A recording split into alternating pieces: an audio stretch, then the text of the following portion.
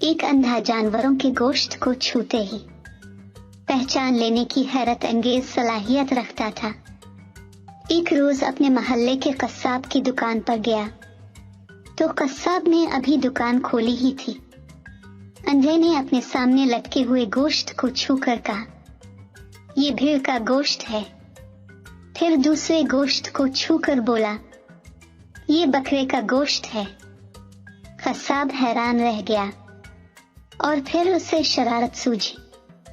इसने अपनी कमीज उतारी और अंधे का हाथ अपने पेट पर रखकर बोला, ये किसका गोश्त है? अंधा बोला, है तेरे की। तुम गधे का गोश्त भी बेचते हो।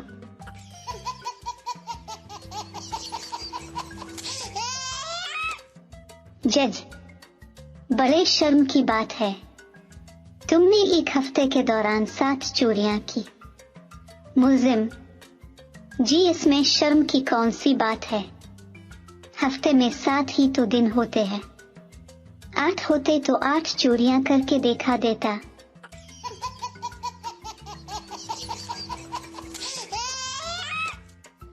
पप्पू नया नया पुलिस में भर्ती हुआ था। इसकी ड्यूटी जेल में लगाई गई। एक दिन एक कैदी फौत हुआ। इंस्पेक्टर ने इसे बुलाया और कहा, लाश विरसा के हवाले करो और हाँ, चाय पानी लेते आना। वो बड़ा हैरान और परेशान हुआ। इंस्पेक्टर समझ गया और एक पुराने सिपाही को इसके साथ भेजते हुए कहा, देखो ये कैसे चाय पानी वसूल करता है। उन्होंने लाश विरसा के हवाले की तो सिपाही ने कहा, वे इस कैदी की सजा खत्म होने में 3 महीने बाकी है। सजा पूरी करने के लिए अपना आदमी दे दो या फिर चाय पानी दे दो। बाप हैरानी से, इरफान तुम मुर्गा क्यों बने हुए हो? बेटा अब्बा जान, आप ही ने तो कहा था जो काम स्कूल में कराया जाता है।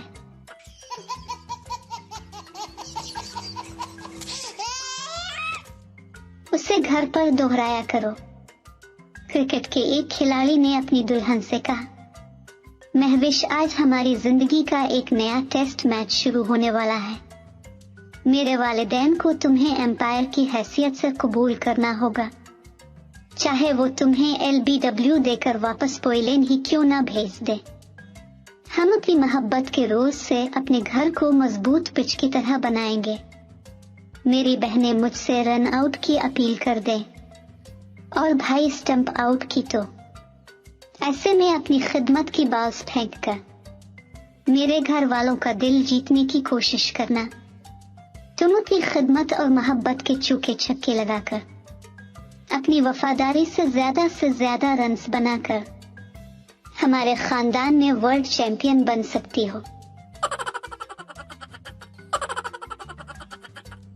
एक छोटे बच्चे ने अपने वालिद से पूछा, अबू क्या हम हवाई जहाज के जरिए अल्लाह मियाँ के पास पहुंच सकते हैं?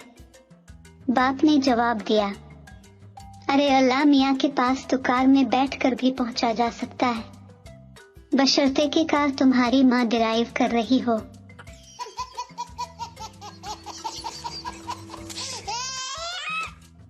दो दोस्त एक कब्रिस्तान से गुजर रहे थे। इनमें से एक दोस्त एक कब्र के साथ खड़े होकर बोला, यह कब्र बेचारे मुजम्मिल की है। बहुत अच्छा आदमी था, मरते वक्त बेचारा अपना सब कुछ यतीम खाने के हवाले कर गया। दूसरे दोस्त ने कहा, भला हमें भी तो मालूम हो कि क्या कुछ दे गए। पहले दोस्त ने जवाब दिया, यही कोई 4 लड़के और 6 लड़कियां।